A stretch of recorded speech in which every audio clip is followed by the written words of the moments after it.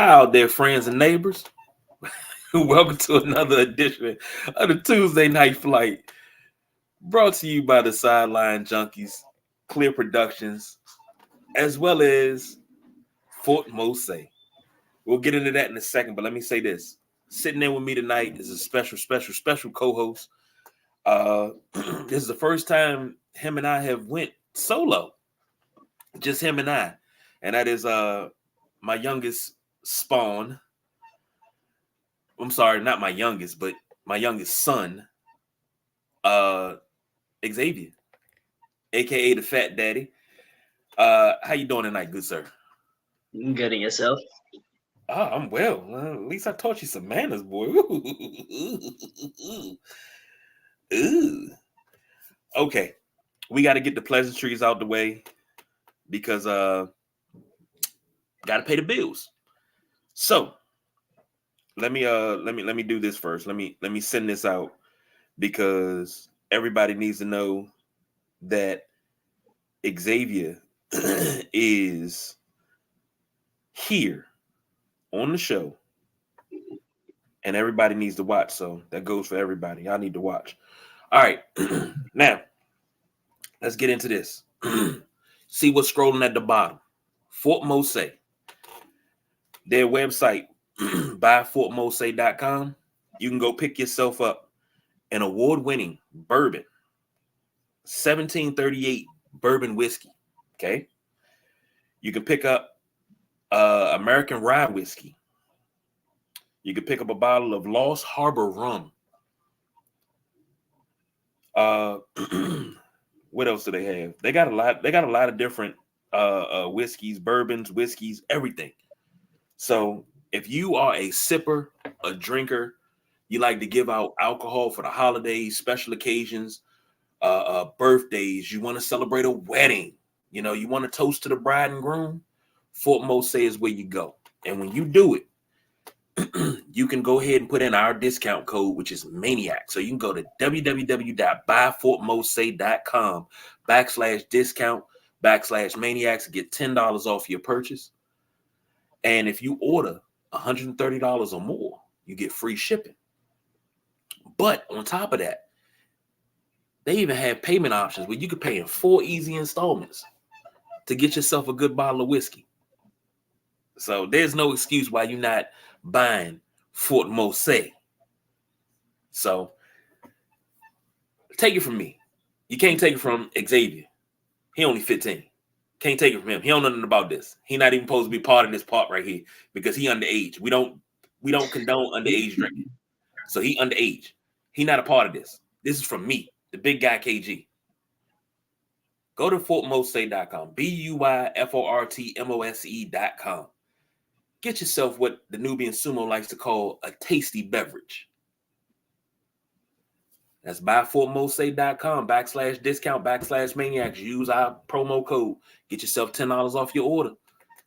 Now, back to the man of the hour, Mr. Xavier, Mr. Fat Daddy. This has been a rough week, hasn't it? Yeah. And then the week Yeah. just started. Oh, and I am so sorry. Where are my manners? Happy New Year to everyone out there in podcast land, out there in radio land, on Facebook, YouTube, Instagram, TikTok, wherever you at, wherever you listen at, wherever you saying that. Happy New Year from the Sideline Junkies. Hopefully this is a prosperous and beautiful new year for you. It just started and we all getting back to work today. Hopefully today was just a preview of good things to come. So, the Midnight Rider, he says, let's go, fellas. We about to make him proud because he's on special assignment tonight. So, we're about to make him proud. Don't forget, not only can you see us in full live and in living color on YouTube, Facebook Live, Instagram, and everything, you can also hear us on the Odyssey app. You can hear us on Spotify, iHeartRadio, Pocket Cast, Overcast. Like I could sit here and name everything, and I think I'm gonna do that one day. I'm gonna name every spot you can hear us at to listen to us while you on the drive to work. So now we got all that out the way. Now, Xavier, do you know what happened? What's that? 58 years ago today? No.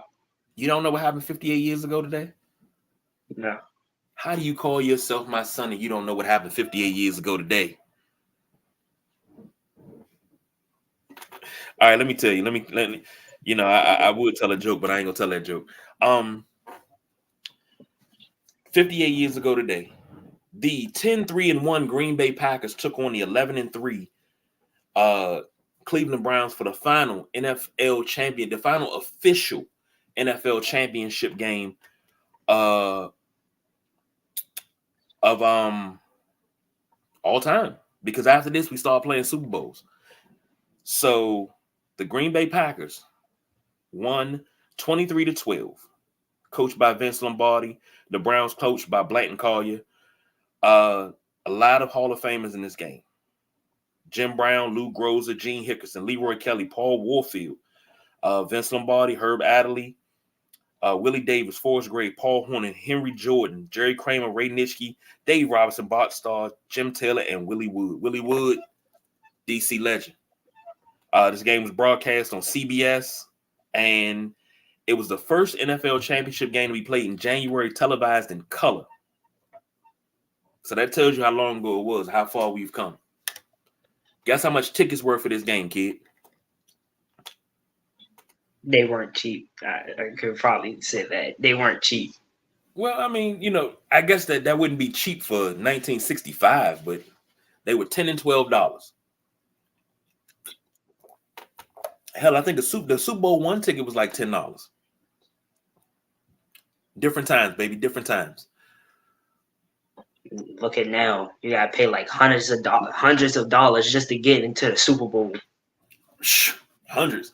You paying hundreds, boy. You probably get to the gate and probably can look through and stick your nose to like one of the pillars or something. So let's try thousands, bro.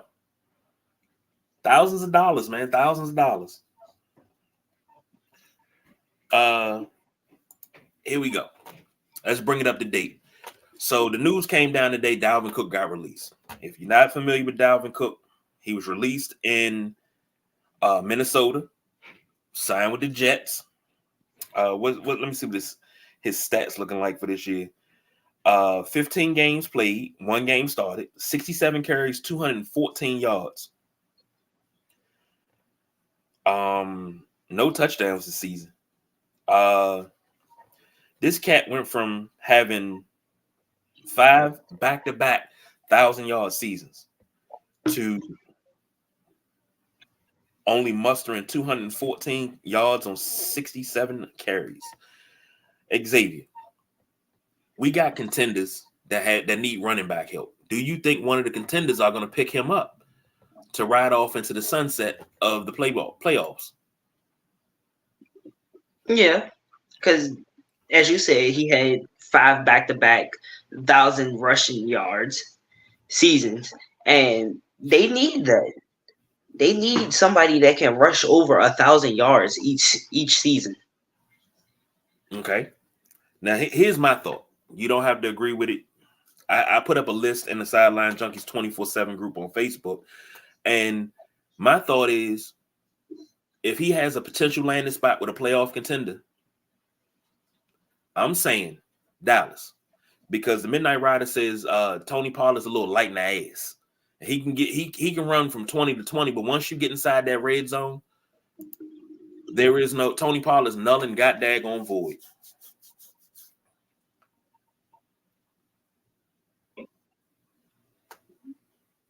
Yeah, I think he would land in Dallas too, because as you said, he does, like, in the red zone, he does start to slow up, but like from the 20, he does get like over 100 yards and then just falls off.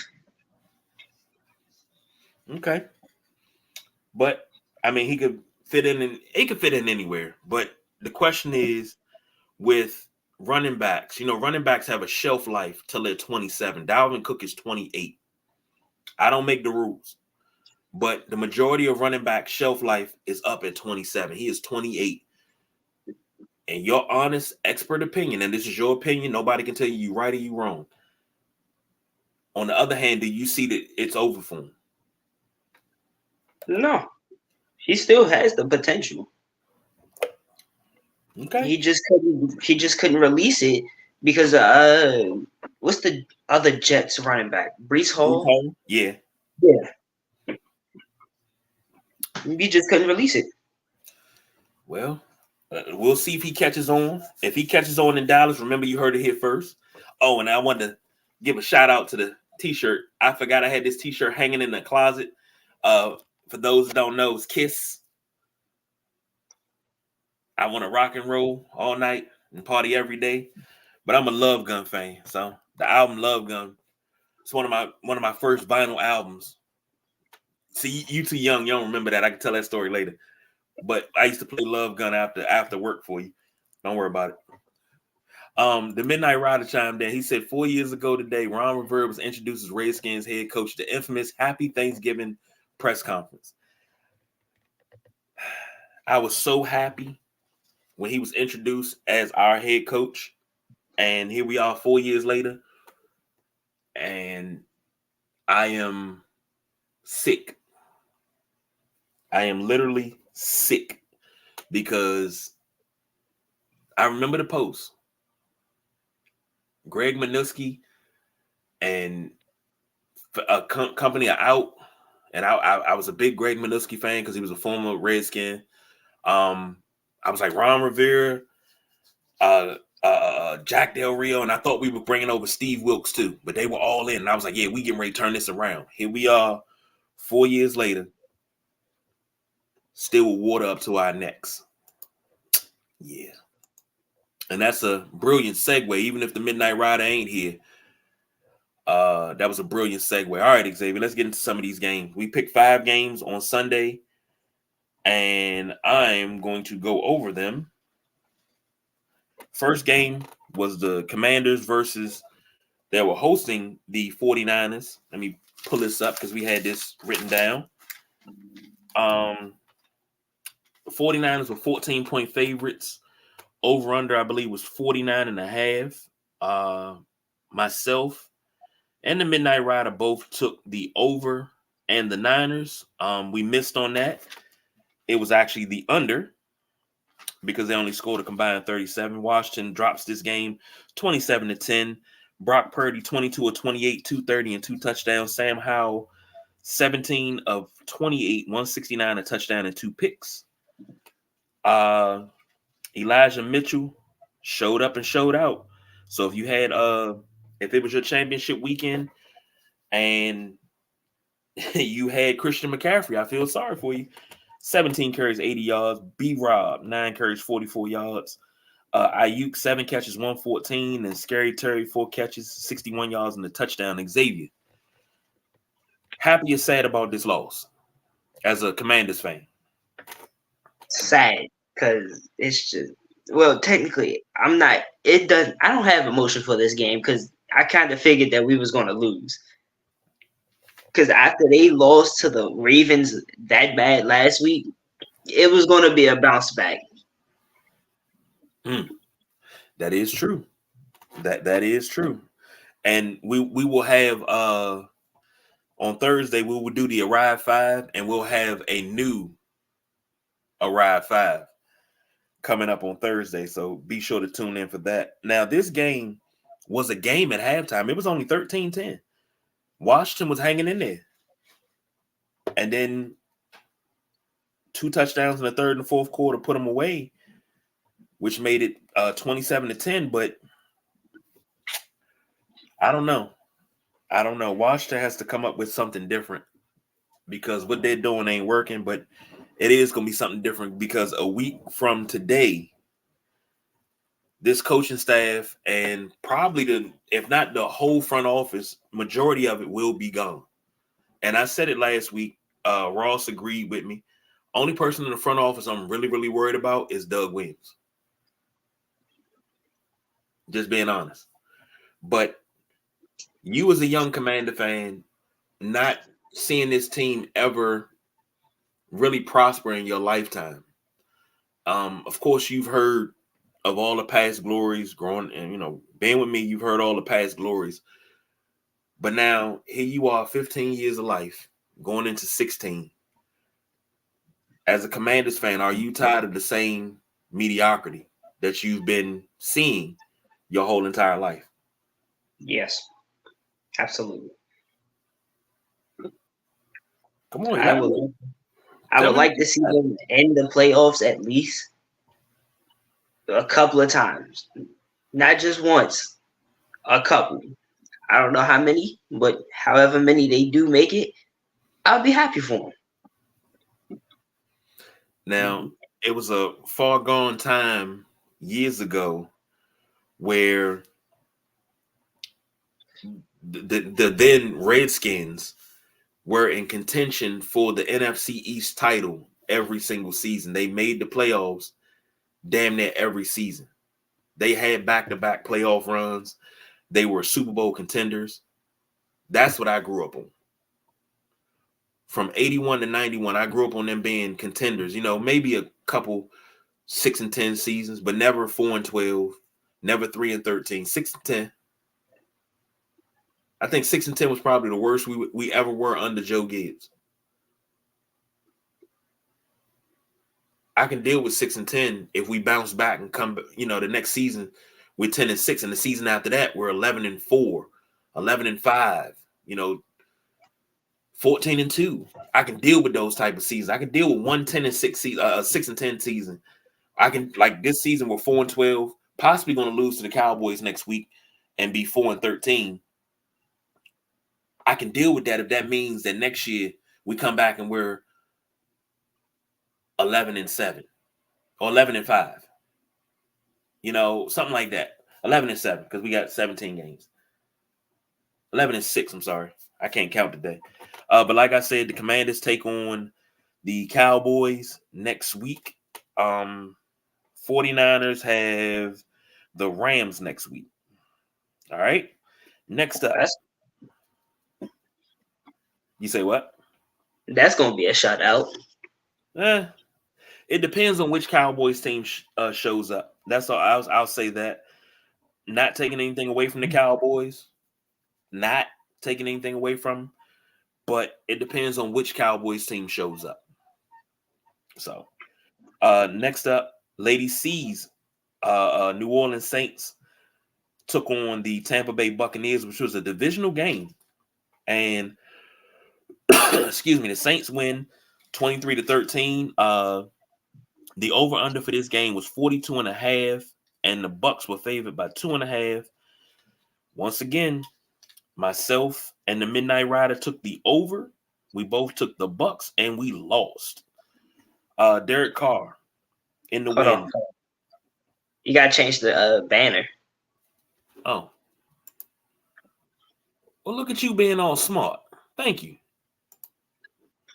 Good. See, this is why I bring the kid on. He's so observant. I'm in my notes. He's just observing on the screen. Saints versus Bucs. Derek Carr, 24-32, 2 touchdowns. Baker Mayfield, 22 of 33, 309, 2 touchdowns and 2 interceptions. Derek Carr had 197 yards passing. Jamal Williams. Hold on. Lost my stats here. Lost my stats. Bear with me, please. Forgiving us, please. Come on. There you go. All right, where was I? I was at Bucs, Saints. All right, Jamal Williams had 19 carries for 58 yards. Rashad White had 11 carries, 42 yards. Johnson, 8 catches, 90 yards. And Palmer, 4 catches, 84 yards. Now, I'm not going to say I sat here and I watched this game and I was so intent and all that. It was a divisional game. And I just don't understand. I got to look at the standings. But I don't understand how the Buccaneers are still in the driver's seat in the NFC South. If you had to choose between the Bucks and the Saints to win this division, who you got? Saints.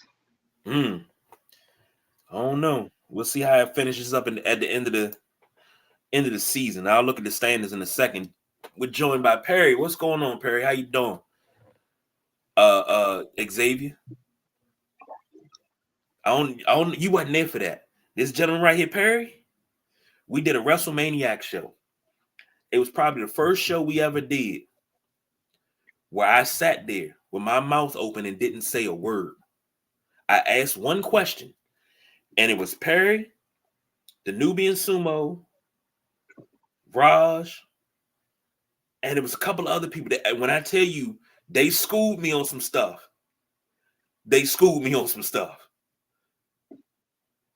And I mean, got into it, and I loved it. We about due for something like that too. We need to do a wrestling show like that where we get in depth, and I think we need to do that WrestleMania week. And Matt says, "See, none of the above." Well, I mean, NFC South. I don't know.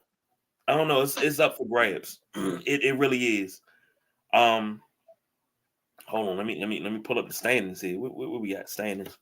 What we looking like in the NFC South? NFC South. The Buccaneers, the Saints are 8-8. The Falcons are 7-9. So they're the only ones that can possibly get anything going here. Of course, I can't see a divisional record, but I think if the Bucks win next week and the Saints lose, they may get. If they both win, I think the Bucks got the tiebreaker somehow. They got one of those tiebreakers, something like that. It's crazy, but it's true. So next up is what's my next game? My next game is the Steelers versus the Seahawks. Let me change the banner for Xavier yell at me and try to find me.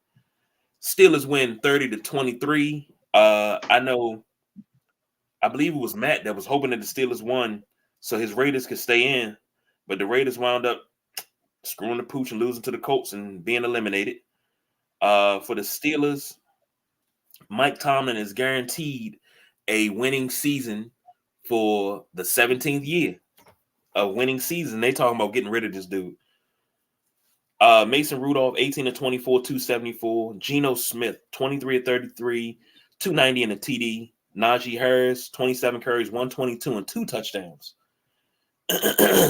Kenneth Walker was 10 carries, 53 yards and a touchdown. DK Metcalf, 5 receptions, 106, and George Pickens, 7 catches, 131. As far as what we had for this, the over-under was 40.5. They went over. I took Seattle in this one, so did the Midnight Rider. He took the over. I took the under. The line was 4.5 with the Seahawks being favored. Yeah, we lost that all the way around the board. Xavier, do you think the Steelers make the playoffs? Yes. Really? Now, this is a two-parter. Do you think they make any noise in the playoffs and actually give somebody a run for their money? And explain why you explain your answer. Come on now. Yes, they will. Look at how Najee Harris is playing. Look at how he's just controlling the field, how he runs. Look at George Pickens.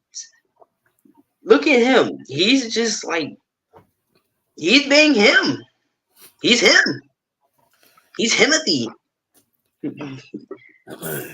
See, I'm not even gonna get that away because I'm keeping that under wraps. I give you that. The Midnight Rider chimed in. He said the Bucks, Saints, and Falcons all have 3-2 records in the division. Yeah, but the Falcons are 7-9 right now, so they're a game back. It could be a 3-way tie if. Hold on, let me go back to the NFC South real quick. Because if the Bucks, who do the Bucks have next week? The Bucks have the Panthers next week. The Saints have the Falcons next week. So that might come down to who takes that, but yeesh, I don't know. That NFC South is a beast. I think you're gonna have a 9-8 team that comes out of there, but how far they get in the playoffs, I don't know. Matt says the Raiders lost and all the games didn't go their way anyway. Want the Raiders to lose to Denver and draft Penix. Wait. I'm on the Penix train myself for the Commanders. So y'all leave Penix out of this because y'all got Jimmy G. Y'all take Jimmy G. We'll take Penix, but I you know what? If we're gonna draft the quarterback, I know they're gonna want to go after the flashy new toy. So Penix will wind up being there for y'all anyway because I hear they're talking about his knees. So we've come so far in modern technology. You still talking about players with knee injuries that can actually last? Okay, my man Morgan Tad, happy belated birthday, brother. Run game fixes a lot of problems, and he's absolutely right. Absolutely right. When you have a quarterback like Mason Rudolph, who's not known as a prolific passer, what do, Xavier? Hand the ball off to Najee Harris. See, I knew you've been listening all these years. I knew you've been listening. And that's what Pittsburgh has been doing, and it's success. Here's the thing.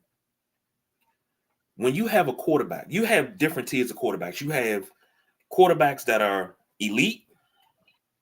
You have quarterbacks that are average. You have quarterbacks that are game managers. And then you got quarterbacks that's absolutely bums. You can win a Super Bowl with a game manager. Ask the 2000 Ravens how they won the Super Bowl with a game manager. Because Trent Dilfer wasn't a shootout, lights out quarterback. He was a guy that came in, didn't turn over the ball, helped them get 17 points. The defense did the rest. That's it. That's all you need to be. What does Pittsburgh have? Pittsburgh has a dominant defense as always. Same thing in Cleveland, dominant defense. They have running backs, and they got game managers. Manage the game, and Joe Flacco's a game manager at this present point, but he's just actually looking like elite Flacco right now. I'm not even going to lie. But he's a game manager at this present point in his career. Mason Rudolph's a game manager. You let him manage the game. Don't turn the ball over. Let the defense go balls to the wall. You're going to win. I'm sure of it. Oh, no, Matt. No. Fine, we'll trade you. No. No, sir. No, sir. We will not take them. No. No, my guy. No. Next up was the Sunday night game, which actually was a really, really good game. This is a New Year's Eve game. Watched this game and was really intrigued by it. I actually watched it. Packers, and we had a lot of love for Jordan Love on Sunday. Packers 33, Vikings 10. How do we pick this? We picked this. This is 43.5 over under. I picked the under in the Packers. Vikings were 1.5 point favorites, and 43.5. I guess that's a push. If the Midnight Rider was here, he'd say that's a push because they combined for 43. But I won that one. Midnight Rider said Packers and over. Really, really good game. I don't know if you stayed up to watch it, good sir. Did you? I was up, but I wasn't watching it. Of course you didn't, because you were gaming. Yes. The aforementioned Jordan Love, 24, 33, 256, 3 touchdowns. Nick Mullins, 13 of 22, 113 and a touchdown. Aaron Jones got busy on him. 20 carries, 120 yards. Ty Chandler, 10 carries, 40 yards. Melton, 6 catches, 105. And Justin Jefferson, 5 catches, 59 yards. Only thing that came out of that game that I didn't really care for, and see, you didn't watch it, so you didn't see this. Jordan Love threw this pretty touchdown. I mean, he dropped back. He just kind of off the back foot, and it was a dart right in the breadbasket. They started comparing him to Brett Favre. You know, Brett Favre did that. And I swear I thought I was listening to John Madden. You know, Brett Favre. You know who throws a pretty ball? Brett Favre. You know, I understand Madden's love for Brett Favre because at one point in time I felt that way, and then Brett Favre started stealing my moves. Yeah. You laughing? I'm dead serious. Brett Favre. It was this play he had against the Lions. He rolled out. He didn't have nobody. He kind of just flicked it like that to the back of the end zone to the tight end. The week before he did that, I did that. Same thing. Ran out the pocket to the right, flipped it, hit my man in the back of the end zone, touchdown. I did that first. He got that from me. But that talking about him, you know, being a gunslinger like Aaron Rodgers. No. He's a quarterback and he's the first Jordan Love. He's not the next Aaron Rodgers. He's not the next Brett Favre. He's the next Jordan Love. That's what he is. That's it and that's all. But what do you think about the Packers? The Packers are now 8-8, and they struggled early. They struggled, and the Midnight Rider said that's an under. So the four, okay, so it's not, that wouldn't be a push. Okay, that's an under. They struggled early, and they rebounded to become a 500 team. Matt says Packers versus Bears next week. Packers win, and then the Bears are rolling. That should be a fun one. Yeah, I think that might be game of the week 1A, because that's something that's to be played for. That Buffalo Miami game is another game that's gonna be probably big game of the week. But Xavier, your thoughts on the Packers, and do you think they can sustain this, make the playoffs, and make some noise? The Packers are good. I like them. They did struggle in the beginning, but they pulled out at the end. Well, close to the end. But in the playoffs, I think they would make the playoffs, and I don't think they're gonna. They might make noise. Might. It depends. I'm gonna hold you to that. It depends on what now. It depends on who they're playing in the beginning of the playoffs. Now, see, here's the thing. It shouldn't matter who you play. You got to go in there. You got to make noise. What have I always told you? How do you fight a gorilla? I forgot that. You punch him in the mouth. You walk up to that gorilla, you punch him in the mouth. Anybody that Green Bay's gonna play, they're gonna play a better team than them. And how do you beat a better team? You go up to them and you punch them in the damn mouth. That's what you do. You punch them in the mouth hard. And once you punch them in the mouth, they'll settle down. Not even a problem. They'll settle down. But you can't just punch them in the mouth and say, okay, we did a good job. No, you got to punch them in the mouth. And then you got to knock them on their ass. Then you got to stomp them out. Because there is no tomorrow when it comes to the playoffs. You got two halves of football. You can't be flat in either one. You got to perpetuate violence. See, here's the problem. When it comes down to the playoffs, it's life or death. I like living. So whoever I'm playing, you got to die. I can't live to fight another day because there is no other day. If I lose here, that's the end of my season. That's it. There is no tomorrow. If Green Bay takes that mentality with Matt LaFleur and they go in, whoever they play first game, and punch them in the mouth, take their head, put it in a sink full of water and hold it under there until they stop struggling, on to the divisional round.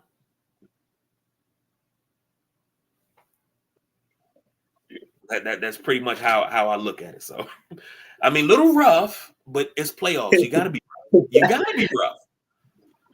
And no, I do not perpetuate violence in real life. No, I'm just using that as a metaphor. Please, I don't want to hear your emails and all of that. So, now, game of the week. Game of the flipping week. The Ravens, 56, the Dolphins, 19. Thought this game was going to be a little bit closer. Over-under was 46.5. Ravens were 3-point favorites. Midnight Rider picked the over. I picked the over. We both picked the Ravens. If we'd have picked the over and put some real money on this, we'd probably been sitting pretty right now. We're probably going to be sitting on a couple $1,000. Tua Tagovailoa, 22 of 38, 237, and 2 touchdowns, along with 2 interceptions. I think one of my bold predictions was Lamar Jackson, 250 yards, or was it 300 yards? It was 3 something, and he was gonna have 100 yards rushing, but he was gonna have 5 total TDs. Well, he was 18 and 21, 321 in yardage, 5 total TDs, and that was 5 passing TDs. Not bad for a running back. Devin Achane, 14 carries, 107. Gus Edwards, 16 carries, 68 yards and a touchdown. Tyreek Hill, 6 catches, 76 yards. Zay Flowers, 3 catches, 106 and a touchdown. Xavier. 2 questions. Let's talk about Miami first. Do you think Miami is fraudulent?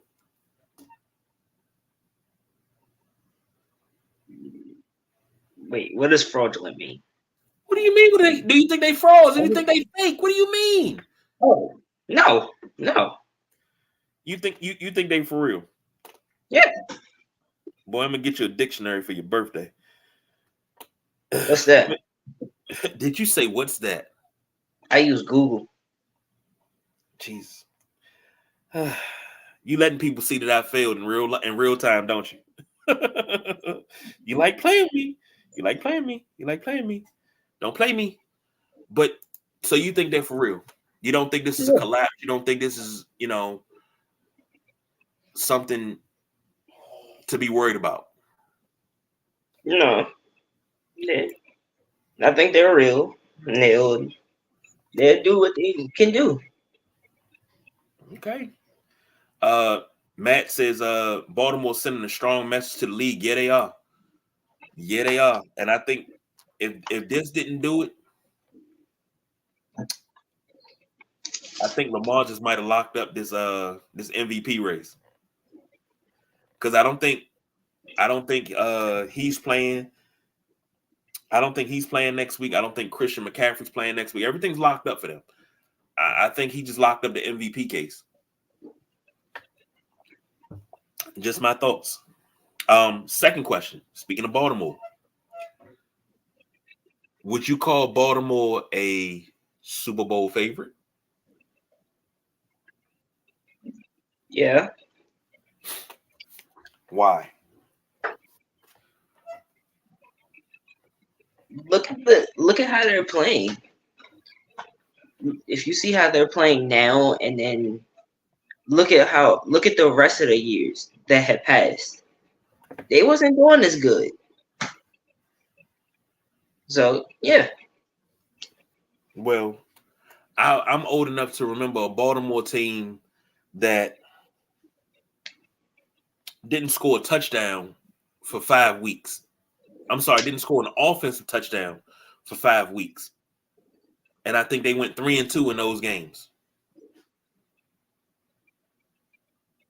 I watched the Baltimore defense become so dominant that, it's been synonymous with great defenses. It's the 85 Bears, it's the 2000 Ravens. And then it's everybody else. But I agree with Matt. I think Baltimore sent a strong message that all Lamar needed was weapons. That's all he's needed was weapons. And gee, me Christmas. 13-3 right now.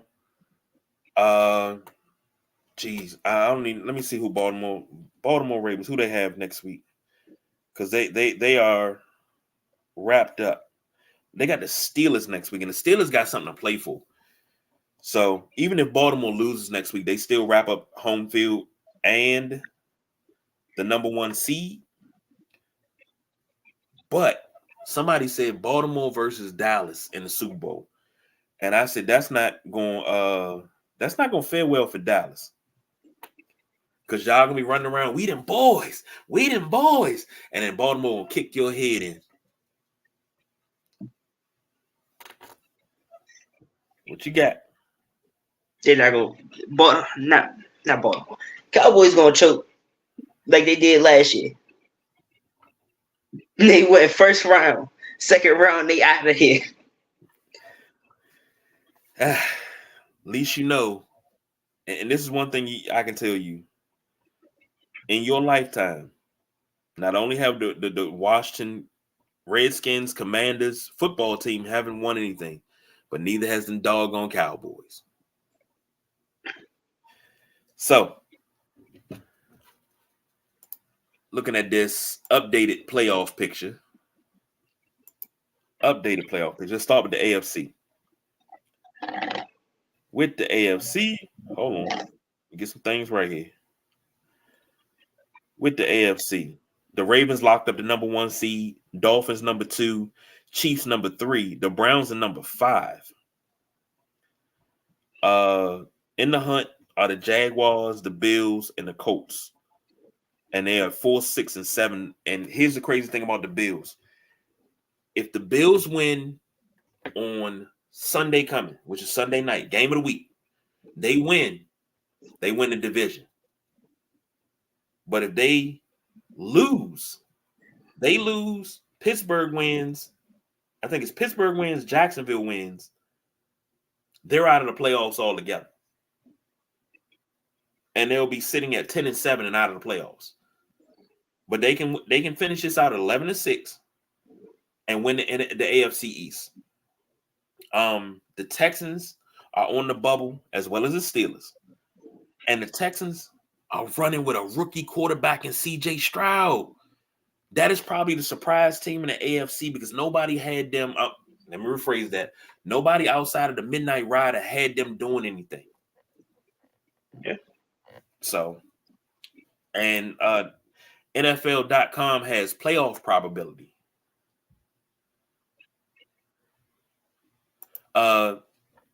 Leroy Lee Ice, what's going on? My worst nightmare: Cowboys versus Ravens in the Super Bowl. It's not pretty. Matt says, agree with Leroy. That would be awful. It would be. But would it be awful? Would it? To see the Cowboys in their first Super Bowl since January 1996. To see old Leatherface, Jerry Jones up there, with his 3 little rings on, shaking his rings and stuff, taking phone calls, and then you see it, CeeDee Lamb in motion. Dak Prescott drops back, throws, fires, touchdown. Dallas Cowboys. That makes the score 59-7. Ravens.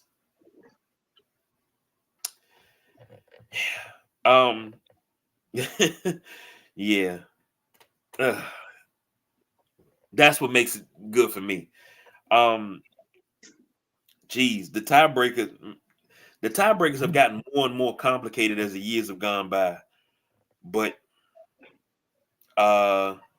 you got 2 teams that are on the bubble that are looking to get in, and that's the Texans and the Steelers. I believe with the win, the Jaguars are in. They clinched the AFC South. The Bills can clinch the AFC East with a win. And I guess with the Colts can get in. Don't the Colts play the Jaguars? Shit, that's crazy. Of course, I can't open it. You're crazy, Joe. Who the Colts play? I'm about to type in Baltimore Colts. Jeez, Xavier. Who's your favorite on the AFC side while I look up this Colts schedule? Who's your favorite to win it on the AFC side?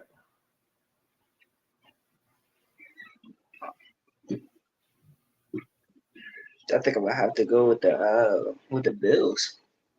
Ooh. They need a redemption. Ooh. You carrying faith with your uncle there. They need a redemption from last year. Yes, they do. And the Colts play. They host the Colts host the Texans, and the Jaguars go to Tennessee. All right, let's go to the NFC side. Now, it's 2 available playoff spots. Number 1 overall is the 49ers. If I'm not mistaken, they have locked up the number 1 seed. The Cowboys are leading the NFC East, and they're number 2. The Lions are 3. The Eagles are down to 5. The Rams at 6. The Buccaneers and the Packers are in the hunt. On the bubble are the Seahawks, the Saints, the Vikings, and the Falcons. The Cowboys play the Commanders, and I'm guessing that Dallas will play everybody on Sunday, at least for a little bit. The 49ers finish up with the Rams. And didn't I say the Rams were a team? Nope, Rams are already in. So that's not going to be a game anybody to play, anything to play for. The Eagles, who lost, man, the Eagles are a disappointment. They lost to the Cardinals. They finish up with the Giants at the Giants on Sunday. So they have something to play for, because if they win, I don't think they'll take over first place in the NFC East like they should, but the Dallas Cowboys won't lose. As far as the Buccaneers and the Packers, we did the Buccaneers, the Packers. Oh boy, let's see. Packers. Who are the Packers playing? Packers play the Bears. Matt just said that. Buccaneers play the Panthers. I know I said dub. So that, I think, game of the week is going to be that Buffalo Miami game. Game 1A has to be the Bears Packers. So I think that's going to be your 1A. NFC, who you got taking in the NFC? You think the NFC is all cut and dry? Who you got going to the Super Bowl from the NFC? 49ers. 49ers. Boy, you outside your goddamn mind, but okay. Wait. Have you seen the colors for the Super Bowl this year? Don't tell me you into that script shit. Mm-hmm. Don't tell me you into that. It's like half. It's half and half. Nah, ain't no half and half. You start believing that, boy. Hey, I got some beachfront property in Utah I can sell you. You want that? That's what it's gonna be. Yeah. I got some. Yeah, that's where it's gonna be. It's gonna be on the beach in Utah. Mm-hmm. No, I meant, is that where the Super Bowl is gonna be? No, like it's in gonna be in Utah? Las Vegas, boy. Las Vegas. It's gonna be in Las Vegas. All right, we come to that part of the show, baby. Time to wrap that shit up, B. So, I told you I was gonna tell you a nice little story because you didn't know who I was talking about. So I want to do this. I want to say happy birthday to probably the, if not the greatest women's basketball player of all time that did not play in the WNBA, but probably still the greatest women's basketball player of all time. Most people know her as far as tomorrow's her birthday, I believe. When's the third? Today's the third. No, today's the third. Today's the second. No, I will go back to school tomorrow. Yeah. Wait, what? Yeah, I go back on the 3rd. Really, bro? Yep. You like rubbing that in my face, don't you? No. Yes, you do. Shut up. I hate it. The one and the only Cheryl Miller. Those that don't know, she scored 105 in a high school basketball game. I think she owns pretty much every record for USC women's basketball. She was a 3-time Naismith Player of the Year from 84 to 86, 2-time Honda Sports Award. Her number 31 is retired by USC, 2-time NCAA champion. The night she scored 105, right? Mm-hmm. Her and Reggie, that's Reggie Miller's big sister, which is why he talks so much trash. And she pushed him to greatness. So one of the greatest clutch shooters is the little brother to probably the greatest women's basketball player of all time. But Reggie scored 40. And he said, I was in the car riding home. And he was like, yeah, Dad, I scored 40. I did this, I did that. And he said he turned around, he looked at Cheryl and said, what you get? And she was like, 105. he was like, it took all the wind out of his sails. He couldn't be mad, but she dropped 105 in the game. If I'm not mistaken, I think she went 43 of 50. She killed it. And this is a high school game. She killed it. So happy birthday to her. Looking down the pipe at Thursday, we're entering the final week of the NFL season. So, next Monday is Black Monday. For those that don't know, Black Monday is when all your coaches get fired. And what's crazy, I think Ron Rivera will not be fired on Monday. I think he'll be fired on Sunday night. I think by the time they get to the stadium on Sunday, his office will be packed up because I think we're here. Yep. It's a 4:25 game. So by the time they get to the stadium for walkthroughs, his office will be packed up. It will be a Benkins van outside with everything in it.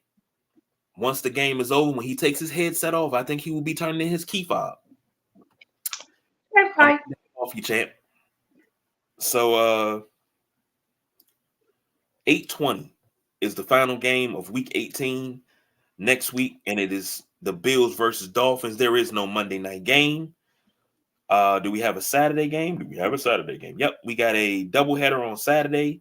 Steelers versus Ravens, 4:30 on the 6th, and followed by the Texans at the Colts at 8:15. But no Thursday night game. So we might have ourselves a nice little show on Thursday. Might talk a little bit of NBA and see what else we can talk. But until then, I thank Xavier for stepping in on short notice. Sitting in for the midnight ride. I appreciate it, kid. Anything to keep the wheels moving. Don't worry about it. Checks in the mail. Appearance fee 73 cents. Don't worry about it. Your Uncle BJ will write that. But final thoughts before we get out of here.